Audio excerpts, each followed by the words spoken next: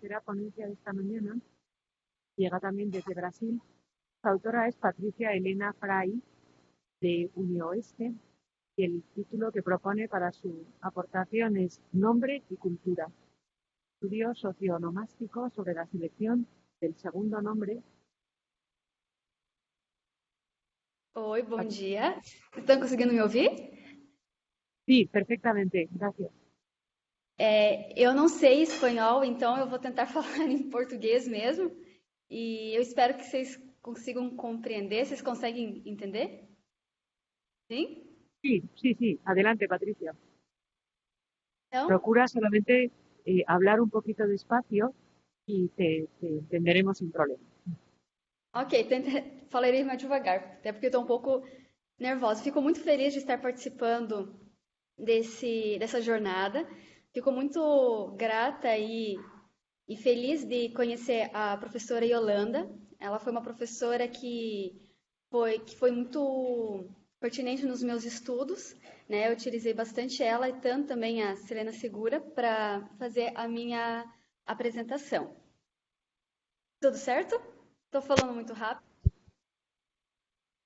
Está bien, sí. Un Os poquito más slides. despacio, Patricia, un poquito más despacio si es posible. Ok. Gracias. Vocês poderiam mostrar os slides? Como que é o nome? Diapositiva? Sí, ya está, adelante. Então, bom dia a todos. Meu nome é Patrícia e hoje eu vou apresentar a minha dissertação de mestrado que eu defendi em 2016. E a minha dissertação de mestrado, ela vai na direção do que a Tayana havia explanado anteriormente. A minha dissertação eu trabalhei com os nomes justapostos, né? Então, como por exemplo, Patrícia Helena, Pedro Henrique, João Paulo. E eu trabalhei qual que é a relação desses nomes com a cultura aqui da região de Marechal Cândido Rondon. Então, meu trabalho está titulado Nome e Cultura, o estudo socionomástico e sobre a relação desse segundo nome com a antroponímia rondonense. Pode passar. E para essa pesquisa que nós desenvolvemos, nós partimos do pressuposto que os nomes eles não são dados de forma aleatória. Né? A prática de dar nome, as motivações dos nomes, tem uma relação intrínseca com a sociedade, com a cultura, a forma de colonização do determinado local. E foi nesse sentido, então, que a pesquisa se baseou no estudo da onomástica. Então, relacionando os nomes próprios com a sociedade, com a cultura aqui da região do oeste do Paraná. Pode passar.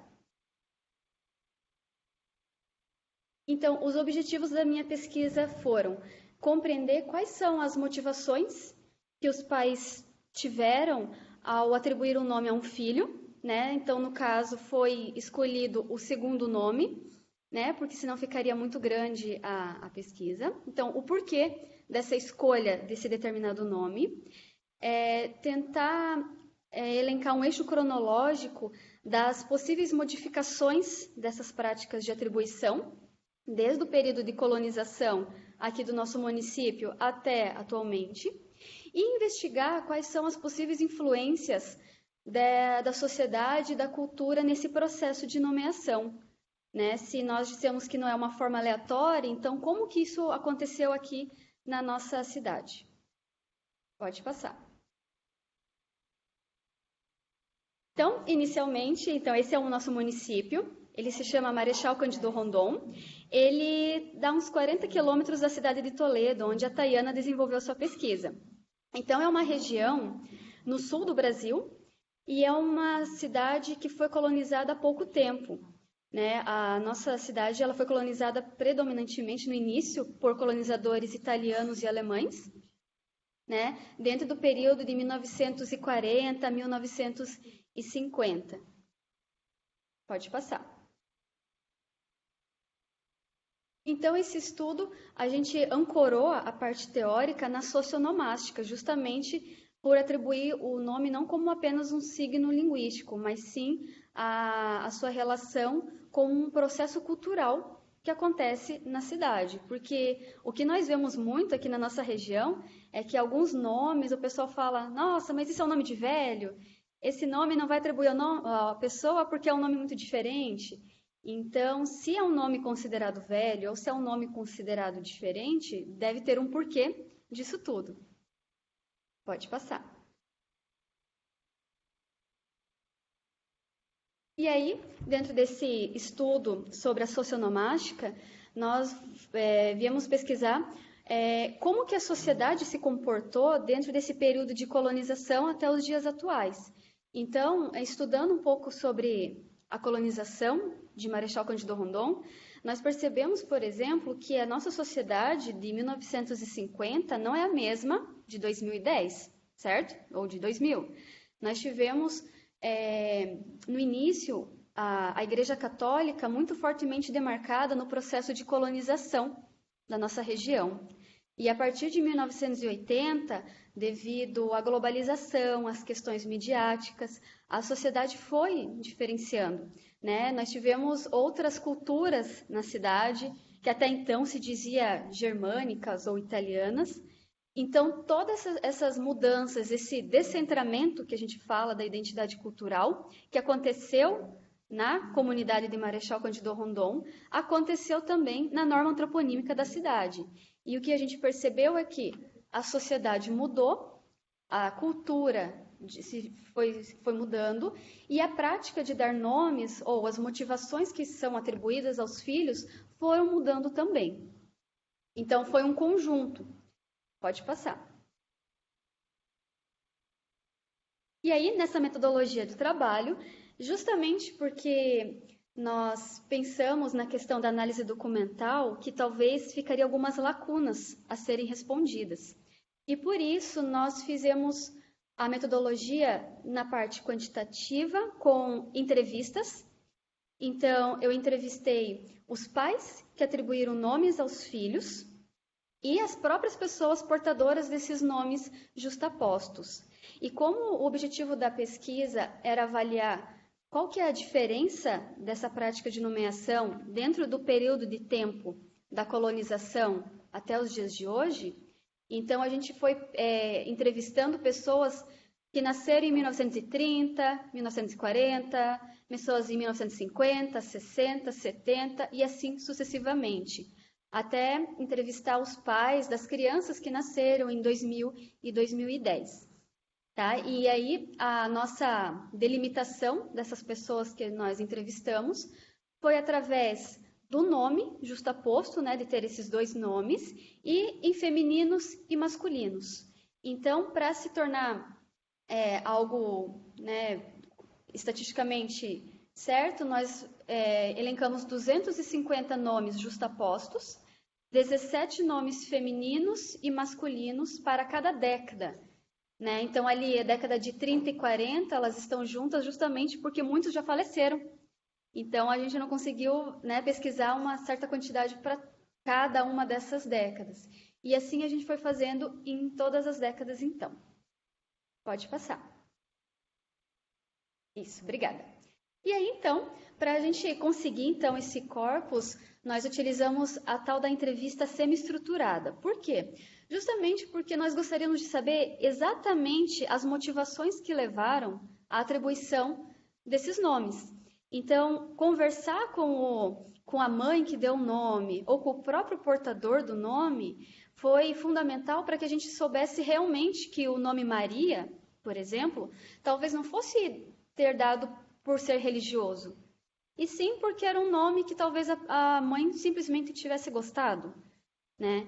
Então, nós conseguimos, de fato, nessa pesquisa, comprovar o porquê dessas determinadas motivações. E foi surpreendente porque nós começamos a perceber algumas informações que até então a gente não sabia. Né? Até como a Tayana havia comentado, uma das imigrantes japonesas que nós pesquisamos, ela comentou que ao atribuir o nome da filha, o padre obrigou ela a atribuir um nome religioso. Caso contrário, ela não seria batizada. Então, veja só, é um nome religioso, não porque a pessoa tem aquela crença na igreja, daquela religião. Mas é um nome religioso porque é alguma coisa ali, alguma regra da sociedade ali daquela igreja que fez com que essa imigrante japonesa tivesse que atribuir um nome à filha religioso para ela ser então registrada e batizada. Pode passar. Isso, obrigada. E aí, análise dos dados, então, como eram muitas entrevistas, né, muitas transcrições, após a transcrição das entrevistas, nós categorizamos as motivações, e aí que os trabalhos de vocês nos valeu muito. E aí, categorizamos, então, as motivações. Então, motivações tradicionais, né, motivações da moda. Então, homenagem à família, aos pais, religião, causalidade, universidade, por assim adiante. E aí, na análise qualitativa, além da gente relacionar essa relação com a motivação, também entender como que foi essa mudança com a cultura rondonense, aqui da cidade de Marechal. Pode passar, por favor? E aí, então, esses são os modelos atributivos que nós percebemos aqui no nosso município.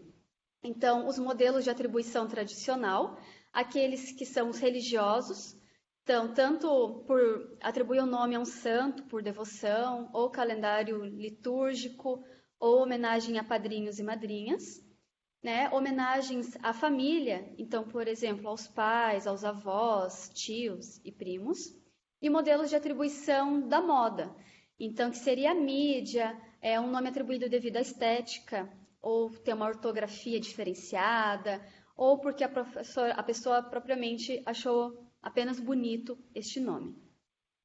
Pode passar, por favor. E aqui, então, nós temos os modelos de atribuição livre, que também a gente conseguiu constatar em nossa pesquisa. Então, teve nomes com influências históricas e políticas, circunstâncias de tempo e lugar, como, por exemplo, uma pessoa que nasceu no Natal virou natalina, né, o seu nome, univocidade por ser único, crenças individuais, então, por exemplo, mães que disseram que atribuíram o nome devido à numerologia, originalidade do nome, causalidade, o próprio significado, né, o étimo do nome, nomes disponíveis, influência literária e até a etnia. Pode passar, por favor. E aí, então, aqui, só de maneira rápida, são os gráficos de quais motivações foram possíveis perceber no eixo cronológico, no período de tempo que foi a pesquisa. Então, na década de 1930 e 1940, foi possível perceber que, para os nomes femininos, né, o N2, como a gente denominou, a maior influência foi a religiosa, né? Olha lá, 47%. Em seguida, homenagem à família, originalidade, significado do nome e pessoas que não souberam informar. Então, aqui as pesquisas, né, essas entrevistas, elas estavam mais na ordem da devoção. A mãe tinha uma devoção a um santo e esse santo ele iria então proteger essa filha, né? Então, vários nomes relacionados a santos apresentaram aí. Ao contrário dos nomes masculinos, nós percebemos que 35% são homenagens à família. E essa homenagem à família, ainda pensando mais especificamente, eram homenagens aos pais e avós. Então, teve muitas famílias nessa década que o filho tinha o nome do pai, que tinha o nome do avô, que tinha o nome do bisavô, e assim consecutivamente, né? Seguido, então, religião, homenagens a conhecidos e por aí vai. Circunstância de nascimento, causalidade. Pode passar. Aqui, só para descrever um pouco dos nomes que nós encontramos, né? Olha lá, Regina Adelaide, Melânia Teresa, Maria Ivone, a Maria Kazuko, que é essa moça japonesa, Norma Madalena, Maria Delinda, Odete Lourdes, Loniida, e os nomes masculinos, como João de Deus, Euclides Maria, Reinaldo Augusto, Atílio Pedro, e assim por diante.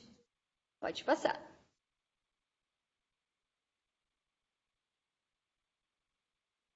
Na década de 50, então, A motivação religiosa também continuou de forma mais abrangente para os nomes femininos. No masculino, continuou os religiosos, né? Teve outras motivações mencionadas, mas as que mais prevaleceram foram essas. Pode seguir. Em 1960, a mesma coisa. Então, para as mulheres, continuou a motivação religiosa. Para os homens, homenagem à família e motivação religiosa também estavam ali, né, entre as mais mencionadas. Pode passar. Na década de 60, a mesma coisa, né? Então, religiosa para as mulheres e homenagens à família, principalmente aos avós e pais, para os meninos. Pode passar. E aí, a partir de 1980, começa a haver uma diferença. Tem muito mais motivações que foram mencionadas, como também a motivação religiosa para as mulheres não estava mais tão em evidência. Então, de 47%, 48% foi para 12%. Né? E aqui, por exemplo, nós tivemos as influências da mídia, né, com maior ênfase. Né? E para os nomes masculinos, as homenagens à família e também a questão da estética já começou a prevalecer. Pode passar, por favor. Em 1990, nós temos uma grande disparidade dos dados, né? Então, a questão da estética, a mídia e essas crenças individuais, elas começaram a aparecer fortemente na década de 90, nos nomes. E nos nomes masculinos, a mesma coisa. Então, vejam só, a gente tem 41% em estética. Né? A mídia aparece também. Então, a partir de 1980, percebe que há uma grande diferença das motivações que foram atribuídas aos nomes dos filhos. Pode passar, por favor. E aqui só alguns nomes para ilustrar a diferença se a gente for pensar da década de 30 até agora na década de 90. Então, apareceu Jennifer Twizy, a Geisa Patrícia, Mayara Leilani, Carolina Michele, Thaís Daiane. Para os meninos, o Cleiton Alexandre, Luiz Felipe, Joelson Michael, Tiago Luiz e Luan Felipe. Então, os nomes, dentro desse eixo cronológico, eles mudaram completamente. Né? Nós tínhamos atribuições religiosas num certo momento e aqui questões de estética e mídia em mais evidência. Pode passar, por favor? Aí na década de 2000, então, nós tivemos também a continuação desses modismos em evidência. Eu vou passar um pouquinho mais rápido porque está acabando o meu tempo. Pode passar. E na década de 2010, então, né, que eu fiz a pesquisa até 2013, voltou um pouco essa questão da religiosidade, principalmente nos nomes masculinos. Né? Então, as motivações que eram dadas na década de 90 e 2000, aqui elas não apareceram mais. Né? Então, houve uma diferença, houve motivações que apareceram em determinado momento, se esconderam, né? Não foram tão mencionadas e depois elas voltaram. Pode passar, por favor? E aí, então, a gente constata que a religião ela é mais predominante para os nomes femininos, enquanto as homenagens aos avós e aos pais são predominantes nos nomes masculinos. E a nossa hipótese, relacionando com a sociedade, é que a sociedade patriarcal, principalmente da época de 1930 e 40, estava demarcada. Né? Então, os nomes religiosos, devido à devoção, foram para as mulheres, e essa questão do nome da família, de ser passado de geração em geração, predominou na norma antroponímica para os homens. Pode passar. E aqui um gráfico só para ilustrar a diferença que nós tivemos, então, entre essas motivações. Então, as motivações de modelos atributivos tradicionais, no gráfico à esquerda, mostra que elas estavam muito mais em evidência lá na década de 40, 50 e em 70 começou a declinar. E já à direita, os modelos atributivos de moda, a partir de 80, tiveram um grande salto. Né? Então, as motivações foram diferentes. Pode passar, por favor? aí, por fim, então, as nossas considerações finais foi que realmente a sociedade, essa forma de organização, a colonização e a Igreja Católica, elas influenciaram de fato na norma antroponímica aqui de Marechal. E ao passo que nós tivemos uma globalização, a questão da mídia e contato com outras culturas, essa prática de atribuir nomes também foi modificando. E, por final, temos as referências bibliográficas. E é isso, muito obrigada pela atenção.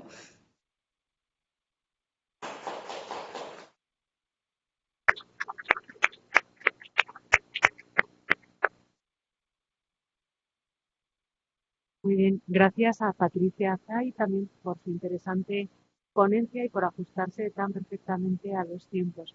Yo creo que lo hemos entendido perfectamente y por eso se abre ahora el turno de preguntas para cualquier observación que decir. Eu falei muito rápido? No, estuvo muy bien.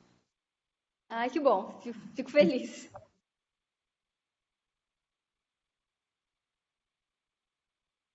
Bueno, a mí también me da mucho gusto conocerte, Patricia.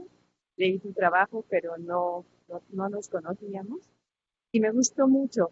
Sí hay diferencias importantes con respecto a los estudios que hemos hecho aquí, sobre todo por la juventud de la ciudad de Marechal, ¿no? Que todavía es muy diferente en el sentido de que empieza la colonización en los años 30, 40, y para nosotros eso es muy reciente.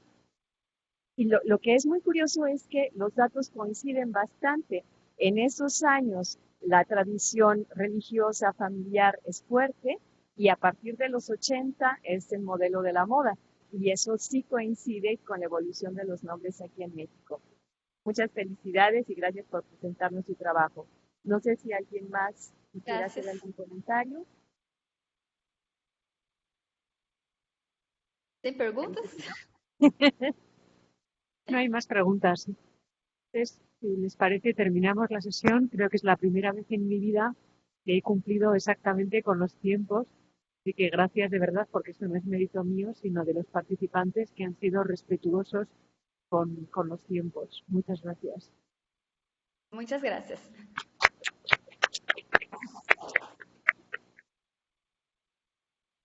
¿Hay que cortar tal vez para la grabación? Gracias.